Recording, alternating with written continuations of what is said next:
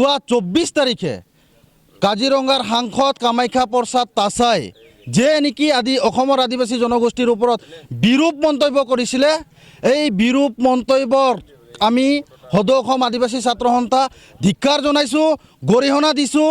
কাৰণ অসমৰ আদিবাসীসকলে জনজাতিকৰণ বিচাৰিছে ওৰাং, মুণ্ডা, খাৰিয়া হিচাপে, কিন্তু হিন্দু খ্ৰীষ্টান হিচাপে বিচৰা নাই।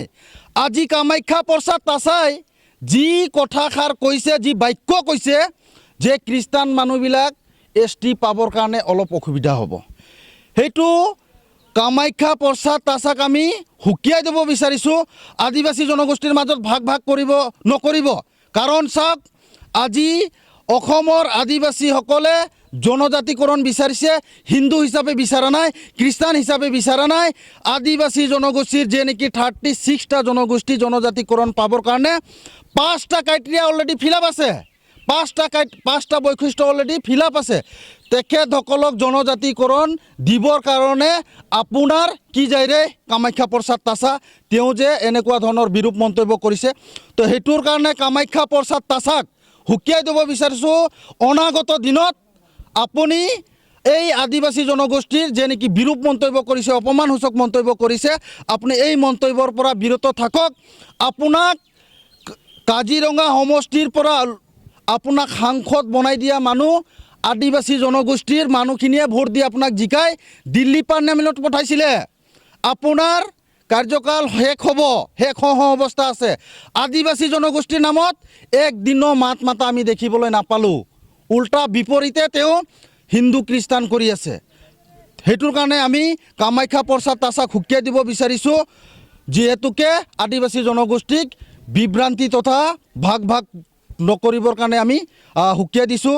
কাৰণ চাওক, 2014 চনত যেতিয়া ভাৰতৰ প্ৰধানমন্ত্ৰী নৰেন্দ্ৰ মোদী কোকৰাঝাৰত আহিছিলে, নৰেন্দ্ৰ মোদী নিজে কৈছিলে অসমত যেতিয়া বিজেপি চৰকাৰ আহিব আপোনালোকক 6 মাহত জনজাতিকৰণ দিম বুলি কথা দিছিলে।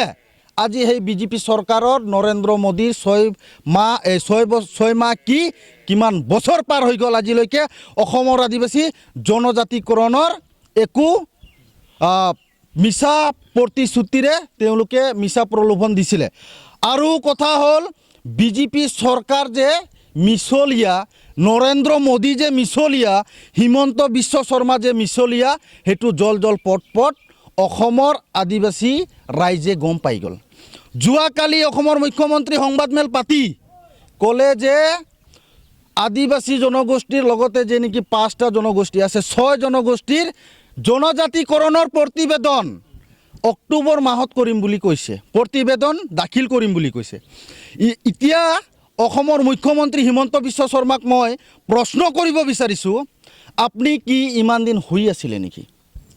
বৰডুমছা মহাসভাত 2019 তেওঁ নিজে কৈছিলে যে আদিবাসী জনগোষ্ঠীৰ জনজাতিকৰণৰ কাম 90% হৈ গ'ল। আজি 10% ক'ত? আজি 2019 চনত যিহেতু বৰডুমছা আদিবাসী মহাসভাত কৈছিলে, আজি 2025 চন পালেই হিমন্ত বিশ্ব শৰ্মাৰ যে নেকি বিজেপি চৰকাৰৰ 10% কাম এতিয়ালৈকে বাকী আছে, তেওঁলোকে প্ৰতিবেদনে দাখিল কৰা নাই। তো এইবিলাক হৈ গ'ল, যিহেতুকে আগন্তুক BTR ইলেকশ্যন আছে, এই BTR ইলেকশ্যনৰ যিটো 6 জনগোষ্ঠী জনজাতিকৰণৰ এইটো ললিপপ দিছে হিমন্ত বিশ্ব শৰ্মা অসমৰ মুখ্যমন্ত্ৰী। কাৰণ চাওক, প্ৰত্যেকটা ইলেকশ্যনত এই বিজেপি চৰকাৰে তথা হিমন্ত বিশ্ব শৰ্মাই মিছা প্ৰতিশ্ৰুতিৰে এই 6 জনগোষ্ঠী জনজাতিকৰণটোক মিছা প্ৰতিশ্ৰুতিৰে এই নিৰ্বাচনী পাৰ কৰি আছে, প্ৰত্যেকটা নিৰ্বাচন। তো সেইটোৰ কাৰণে আমি এইবাৰ সদৌ অসম আদিবাসী ছাত্ৰ সন্থা আৰু আদিবাসী জনগোষ্ঠী সংকল্পবদ্ধ লৈছে, শপত খাইছে যে গাঁও আৰু বাগানত কোনো ধৰণৰ বিজেপিৰ নেতা পালি নেতাক সোমাব দিয়া নহ'ব। এইটো একদম স্পষ্ট কথা।